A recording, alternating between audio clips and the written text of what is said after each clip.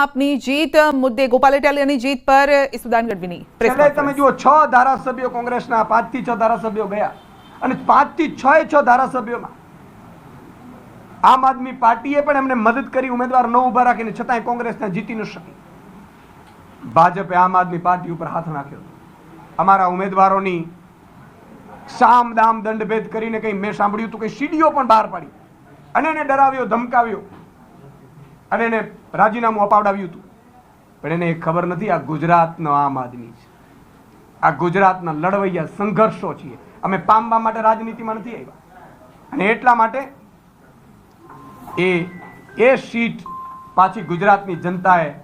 પાછી ભાજપની તાનાશાહી સામે લડીને લાવી છે, આ ગુજરાતની જનતા લાવી છે, આમ આદમી લાવ્યો છે। આ બેરોજગારો, ખેડૂતો, વંચિતો, શોષિતો જે અંદરથી ચાહી રહ્યા હતા